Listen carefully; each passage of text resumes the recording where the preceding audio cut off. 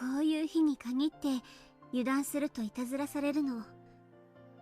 いざって時、大切なものが見つからなかったり、閉めておいたはずのものが開いてたり。姉さんはそそっかしいからね。よく確認しながら仕事をしないからだよ。Pranked? だから私と一緒に点検してくれてるんだよね。ありがとう。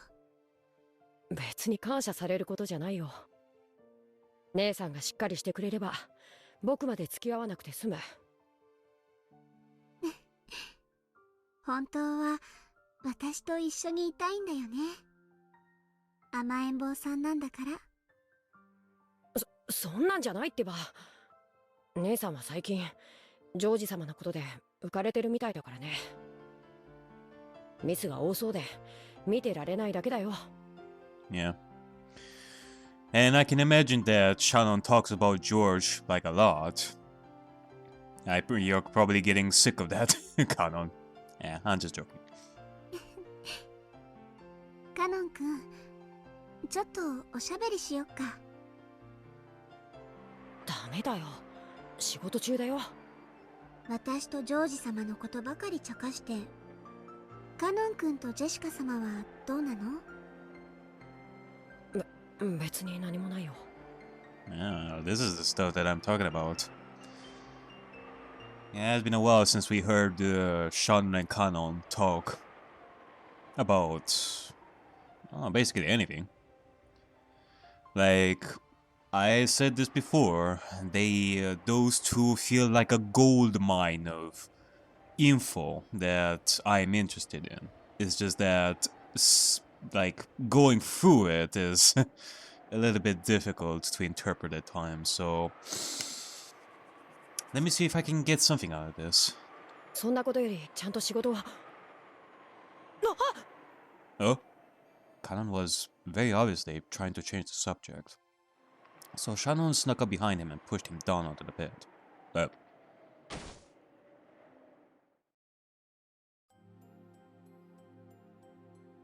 お嬢様に一緒に親族の方々をお迎えに行こうって誘われたのに、どうして断ったの？仕事があるし。嘘。仕事なんか何もないくせに。Shannon and Kana had switched roles. Normally, Kana was the one in control, but when it came to romance, he was the opposite. As Shannon had said, Jessica and Kanon were supposed to have been the ones to go greet their relatives at the Nijima harbor. However, Kanon had suddenly claimed that he had work to do, so Masawa had gone instead. Kanon didn't have any work to do, so Shannon knew this. お嬢様言ってた。文化祭の時のことがあっても、やっぱりカノン君が好きだって。僕は家具なのに。そうだね。私も家具だね。なのに姉さんは人間と恋をしてる。できるわけなんてないのに。そうかな。そう決めつけてるから私たちは家具なんじゃないかな。僕はジェシカお嬢様のことを何とも思ってない。お仕えする後宮家のご令嬢だとしか思ってない。本当に？ Really? 本当さ。Really?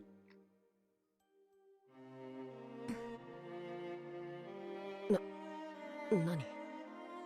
私ね、ひょっとすると今夜ジョージ様に求婚されるかもしれない。Shannon wore an incredible peaceful smile on her face, but Kanon could tell that there was no way she'd let him change the subject. Kanon realized that she must have had made him help out here in the guest house in order to talk to him about this, and he clicked his tongue softly.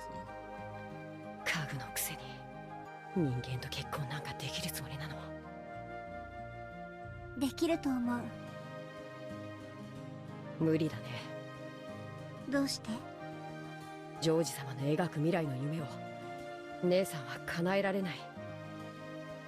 それは。僕たちは人間じゃない。それに劣る家具。ジョージ様は姉さんを人間だと思い込んでるだけ。それはそうかもしれないけど。今日までよく騙し通してこれたものだと思うよ。そうやっていつまでジョージ様を騙し通せるつもりなの？自分が家具であることを未だに話せない姉さんが。家具とか人間とかそんなの関係ない。ジョージ様は私の全てを受け止めてくれると思うの。それを確かめる勇気もないくせに。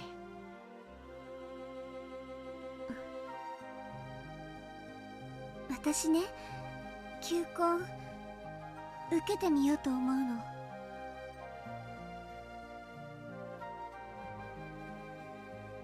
As Shana looked up at the ceiling, she spoke of the imagined future that she and George would create. Though some anxiety over the future appeared on her face, so did joy from discovering what it was like to live with love. As Kana watched this vivid dream he was being shown, he knew that none of his words would reach Shannon anymore. 好きにしたらいいよ。姉さんは一度言い出したらどこまでも頑固だから。私の生きたいように生きてみたい。もう家具だからとか人間だからとかそういうのに怯えるのはやめようと思うの。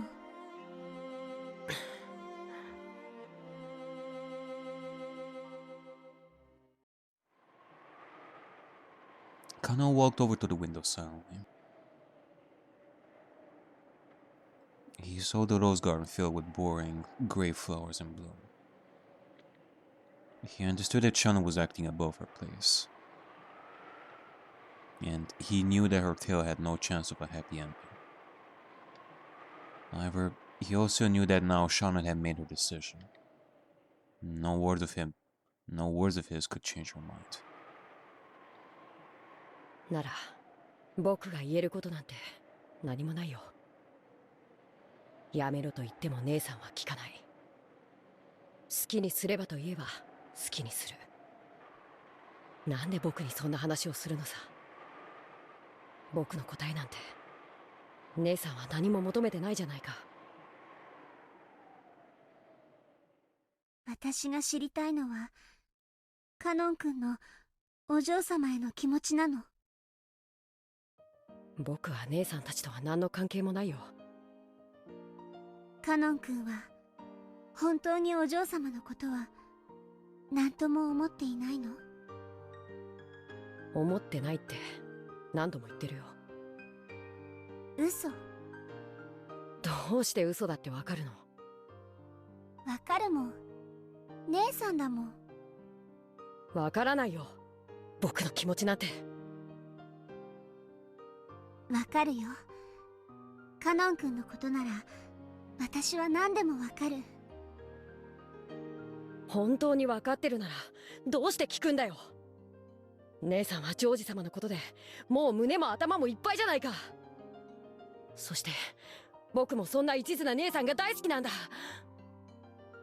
だから僕なりに応援してるんじゃないか。そうでなかったら僕だって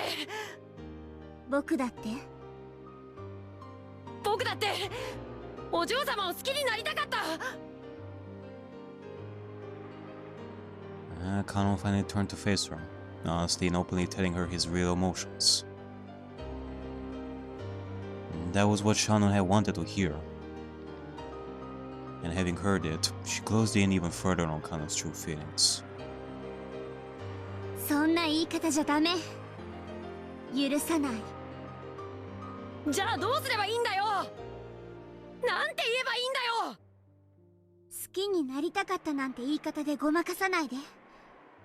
カノン君の素直な気持ちをそのまま口にすればいいの。僕には眩しすぎるんだよ、お嬢様が。太陽のようで生き様が眩しすぎて、そんなお嬢様が好きなんだ。そんなお嬢様に手を差し伸べられて、共に歩こうと言ってもらえて嬉しかった。嬉しいんだ。好きなんだよね。ああ、好きさ。お嬢様が大好きだ。Finally, Kanon confessed his feelings in their entirety. Alright.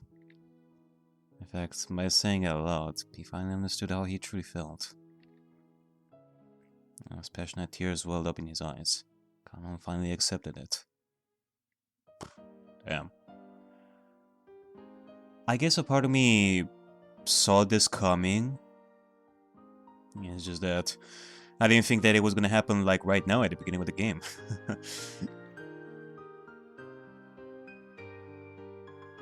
He couldn't stop the tears from dripping down his face.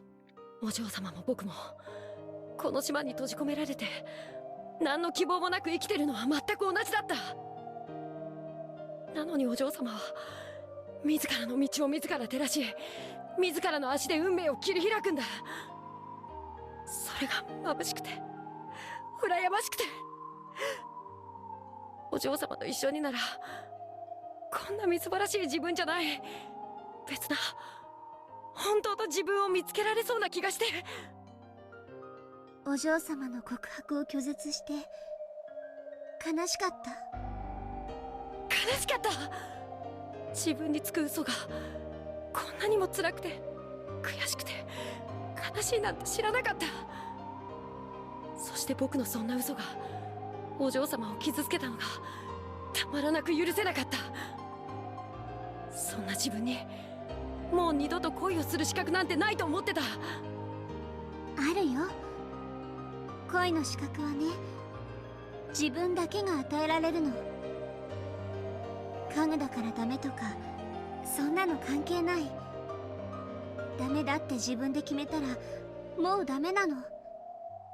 決めつけちゃダメ。だから私は与えたよ、この身の程知らずな家具の身に恋の資格を。That is what I have been saying and thinking since the beginning of this entire thing. Furniture, demon, witch, alien, doesn't matter. Love is a universal thing. だからカノン君にだってあるよ。恋をする資格が。うん。あなたにあげられないなら私があげる。ありがとう。僕はやっと海が見られる気がする。きっとジョージ様は今夜私に求婚すると思う。求婚を私は受けてこの島を出てジョージ様と新しい天地で新しい生活をするつもり。それが姉さんの選んだ道だというなら僕に何も言えるわけがない。この島を出て、そしてこの島へは二度と帰らない。カノン君とはお別れになる。そうだね、僕たちはお別れだね。Well, I don't... もしカノン君が心の底からお嬢様を愛していて、それが私のジョージさんへの思いと同じかそれ以上だと言えるなら、私はあなたと決着をつけなきゃならない。姉さん、それがお互いのため。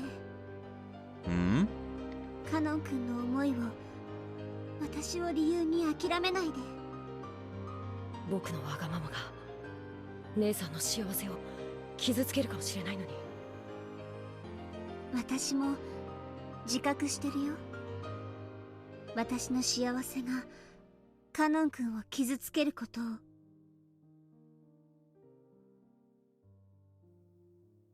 We have no choice but to hurt each other. As she said this, Shannon turned her back to Kanon. As Kanon watched Shannon from behind, he was struck by her strength, and the sisterly love she showed him, still thinking of him despite everything. 姉さん、僕は姉さんと一緒で幸せだったよ。私もだよ。君がいてくれたから今日まで頑張れた。だからジョージさんとも出会えた。僕も姉さんが教えてくれたからお嬢様の眩しさに気がつけた。私は自分の思いを曲げない。その気持ちだけを見つめて他を無視してカノン君の心を踏みにじることから目をそらさない。僕も姉さんを理由に自分の気持ちをもう偽らない。私の恋が実っても君の恋が実っても私たちは互いを祝福しよう。約束する。そして僕が勝ったらお嬢様を愛し姉さんも大切にする。ありがとう。でも私が勝ったら君と島を忘れてここを永遠に出ていく。勝ったら自分の恋に全力を。たとえそれが報われない恋だと知っていても。私たちは家具じゃない。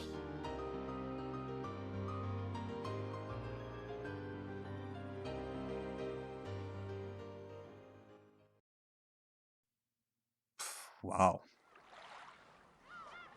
Was it just me, or like while reading this, it felt like I was hypnotized for a while there, while listening to Shannon and Kanon, and with the music too. It feels like I was looking at them as if we were like on stage. They were on stage and we were the audience, and by the end of it all, we would applaud for their performance and such. And that's how it felt for a little bit there. But it sort of makes me think like what they were talking about there at the end. Why you're saying that if one succeeds in their pursuit of love, the other won't be able to. That's it. That is what we are getting out of this. It certainly makes me It certainly makes me think of something that I talked about like a while ago, about Shannon and Kanon being the one and the same. 'Cause if we are talking about romance, like romantic love, especially like, monogamy and such, you can only truly love in a romantic way like one person and go forward with that one person. For someone who is having like a struggle between loving one person or loving the other person, like choosing between two girls or choosing between two guys that you love, I mean, you have to choose one. You cannot love both of them and go with them on the same pathway. You can only choose one person to love all the way. In that sense, either it's Jessica or it's gonna be George. Like, that is what I'm thinking about this, because otherwise, I mean, it doesn't really make sense. Like, you would wish for both Kanon and Jessica to win in their pursuit of love and to live happily. But no, they are talking as if only one can win in this situation. Again, it is something that I'm gonna need to think about. Again, these discussions with Kanon and Shannon, they feel like a treasure cove and such of information. It's just that you need to switch your mind a little bit and think differently in ways that before I was not used to. And it is definitely something to digest for a little bit. The boat carrying the rail was docked at Rokkenjima's harbor. They left the boat one by one, making fun of Ballard.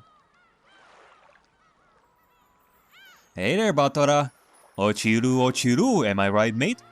And Goda wasn't the one who wanted to greet them. Kana was there too. Hey there, Goda. 皆様、ご無沙汰をしております。六軒島へようこそいらっしゃいました。長旅、お疲れ様でした。六軒島へようこそ。そうそう、お上手ですよ。Goda complimented Kanon in a whisper. Kanon ignored this, looking just a little sour, and continued to greet the incoming relatives. バトラ君はゴーダさんもカノン君も初めてだよね。マリアもバトラ初めて。Maria! ゴーダさんは凄腕のシェフでいらっしゃるんだぜ。この島に来る唯一の楽しみさ。I'm sure that Maria had a lovely time on her 5-star resort trip, and she spent a lot of her money on her new friends and such. 光栄でございます。She's as happy as ever. バトラ様、どうか滞在中のお食事はご期待いただければ幸いです。そりゃ楽しみだぜ。よろしく。ガノン君もお久しぶりね。今日は元気そうね。よかった。そうでしょうか。そうね。顔色が悪くないわ。血色がいいというか、目つきが凛々しくなったというか。成長期なんだろ。そうして少年は大人になってくんだな。普段のあんたは今にも貧血で倒れちゃいそうな顔ばっかしてるのに、今日は少し違うわ。正気があるんや。男子は3日あれや成長するもんなんやで。3 days. カノン君も少しずつたくましくなってるっちゅうことやな。からかわれてないわよ。みんな褒めてるのよ。Kanon had sworn that starting today, he would start changing the way he lived bit by bit. There was one detail before about how it was 3 days since Beatrice got revived. Quote unquote revived, that is. And Ballard did not notice. I wonder if there is a connection between these two? Like, otherwise, why would Hideyoshi say 3 days specifically? However, he only meant to change within himself, and hadn't expected that it would show on the outside. He was a bit shocked to hear that his expression had changed so much, and that people had apparently noticed as soon as he opened his mouth. No. Maybe the real surprise should have been that his normal expression looked so incredibly sullen in comparison.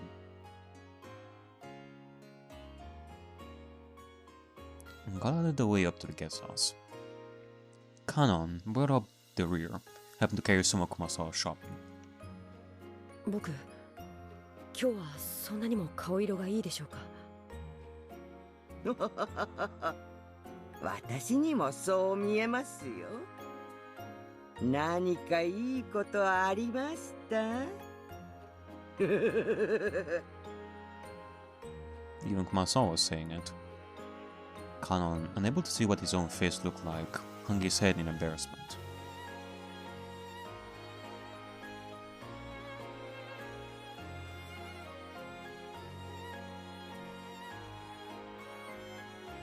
When they reached the rose garden... sorry, I was having like a random like image in my mind of Maria still wearing like sunglasses and having like coconut juice with her. They could see the others entering the guest house. And then he saw Jessica running towards him from there. Uh-oh. Is even my lady Jessica going to say that I'm in a good mood today? Uh-oh. Kano hit his head even deeper. And so, almost as though he couldn't control himself, Kano spoke first. 僕はそんなにも違うんですか? I surely caught her by surprise, Kanon. She doesn't even know what the fuck you're talking about. Or... wait a second. Jessica? Did you do something? Like, did you talk to the adults while you were on the ship, and it is because of you that Kanon is in this embarrassing moment? ほら、カノン君ってさ、積極的に挨拶とかする性分じゃないでしょ。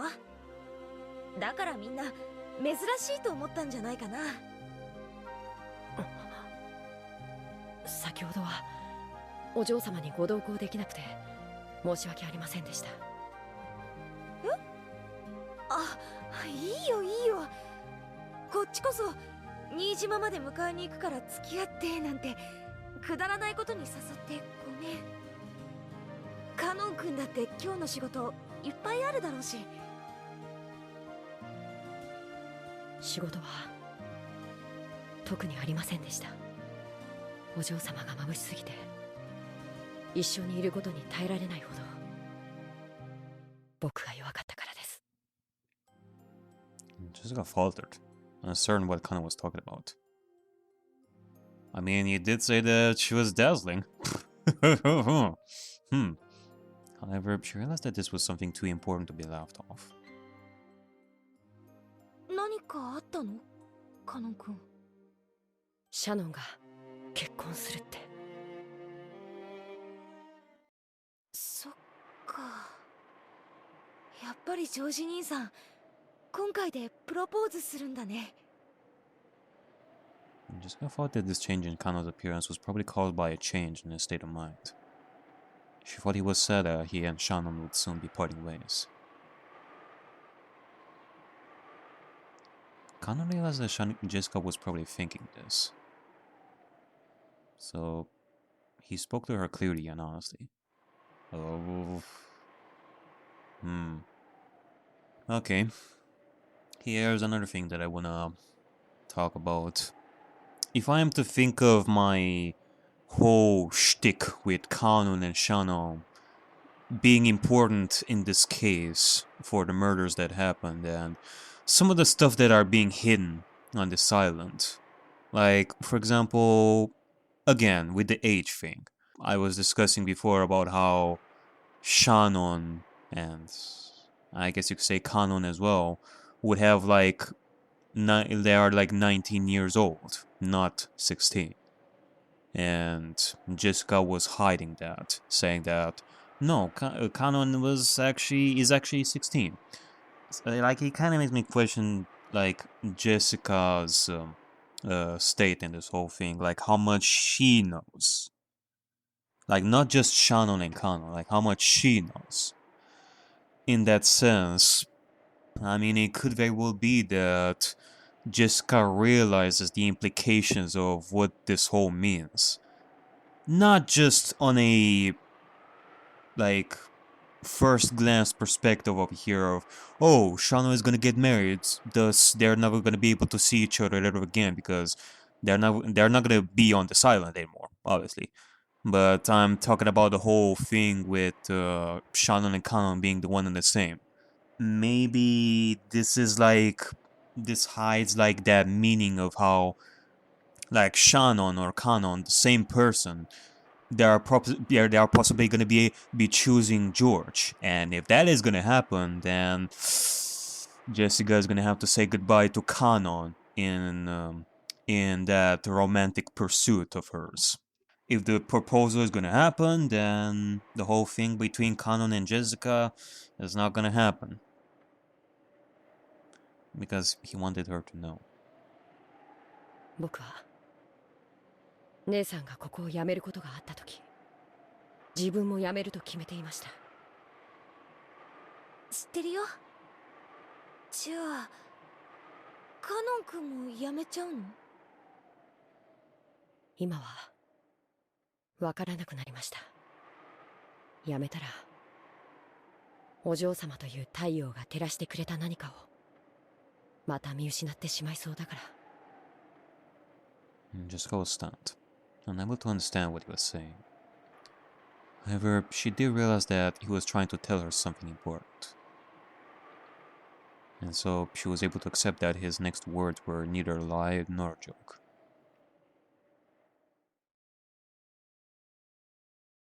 僕はジェシカお嬢様のことが好きです。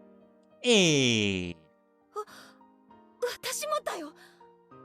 あなたの太陽のごとき生き方を僕も一緒に歩んでみたい。あなたとなら家具と蔑んだ自分から決別できるかもしれない気がする。カノン君は家具じゃない。そして使用人になるために生まれてきたのでもない。年頃の男の子としてもっともっと人生を楽しんでいいはずなんだよ。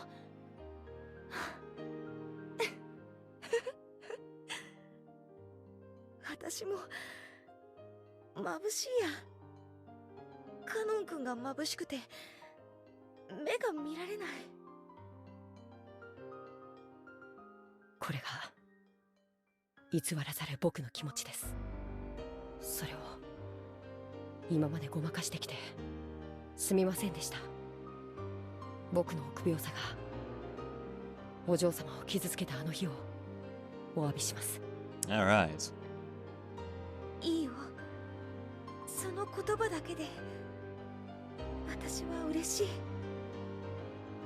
だから僕はお嬢様といつまでも一緒にいるために家具をやめようと思います。僕にそのための時間をください。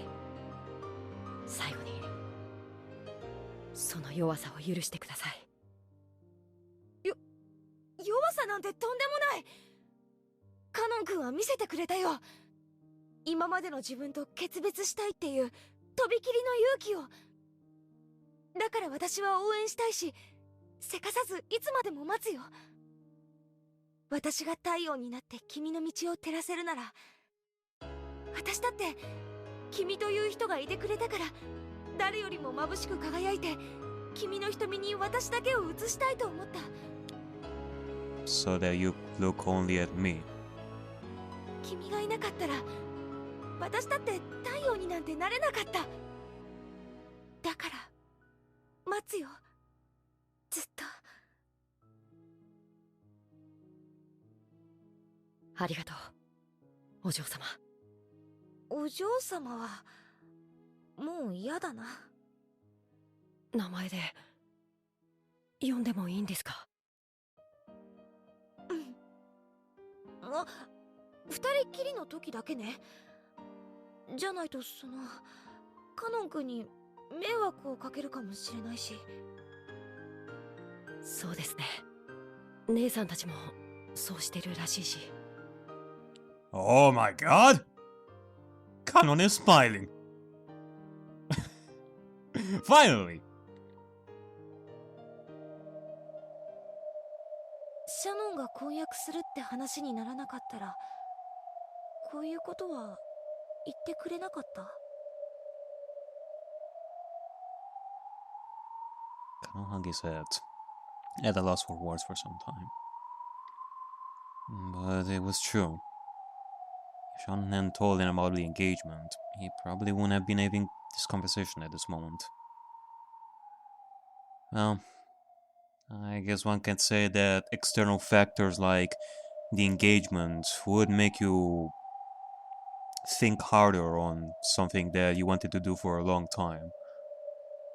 Something like this. はい。だからこそ真剣に考えることができました。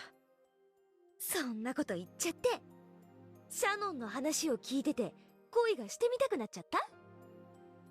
はい。素直だな。まあ私もシャノンたちを見てて羨ましいなと思って。 In truth, the real reason was different for both of them. And they'd shown the courage that was needed to confess to the one they loved.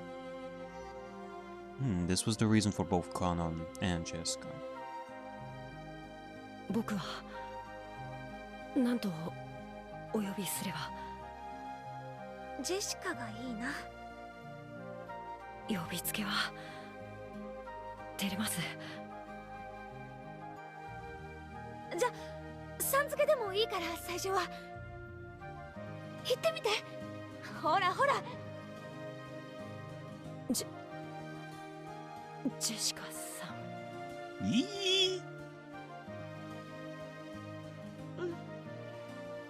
今はそれでいい。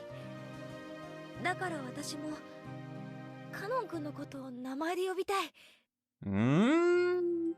カノンじゃなくて本当の名前があるんでしょ？きっとカノンの「カ」が含まれた名前だと思うな。なんだろう。ヨシアと言います。Oh. Yoshia. どういう字Just gotta try tracing our various characters on the palm of our hand. Yoshia. Then Kanu used his own finger to write out his name on her hand. これでヨシアと読みます。ヨシア君か。いい名前だね。私の変な名前と違って素敵だと思うよ。そんなことありません。お嬢様のジェシカって名前だって。それもう一回言って。お嬢様のジェシカって。もう一回。お嬢様のジェシカって名前だって。そのなんでもないよ。ありがとう。ヨシア君。The red flowers of the rose garden seemed to celebrate the two lovers, whose feelings had finally connected. The scene was watched by one not human, who gazed out quietly from beneath the rose garden armor. Uh-oh. They caught me.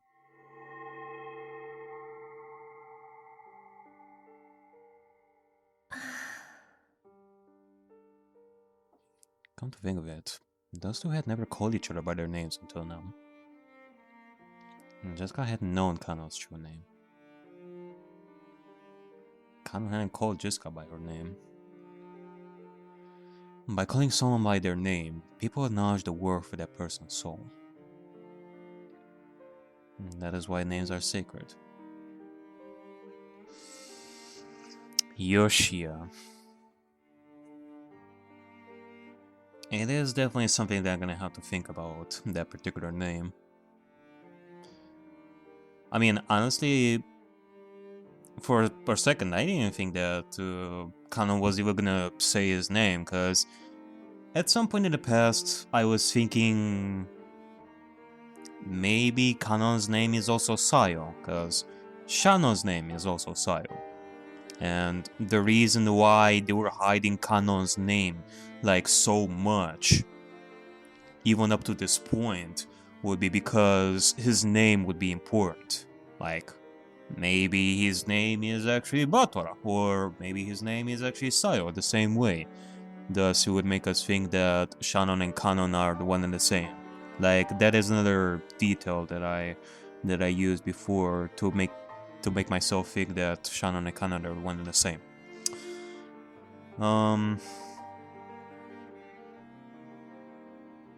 So I wasn't thinking that they were actually gonna reveal like right now. I feel like if Kano's name had such a huge importance, then they would definitely reveal it in a...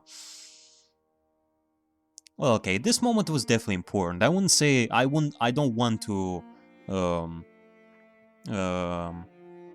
lessen the importance of this moment over here, but something like that, like Kanon's true name would be revealed in a more dramatic moment, like at the climax or something like that, similarly to when Jessica and Kanon died in Jessica's room, and Kanon was about to say his name, but nah, that did not happen.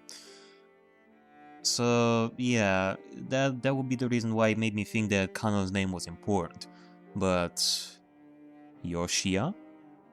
That is a pretty good name. But it's not fun. It's not something that, like, I cannot say that I understand why they didn't why they didn't reveal that name before, if they are gonna reveal it like right now, like that easily. Unless Yoshia has like a deeper meaning than what it is. So that is something that I'm gonna have to think about as well. Or maybe I'm just like I'm stretching this like too much. Maybe it's just a name. Who knows? Receiving permission to speak one means that your soul has been acknowledged. だから、お父様は名前を呼んでほしいと? No, that's probably wrong. My father sees me. It reminds him of that other me, the past me. And I'm sure that me called father by his name. However, that probably doesn't mean father would be happy to hear me call him by his name. After all, I am me, and not the Beatrice my father knows well. What can I do to help father?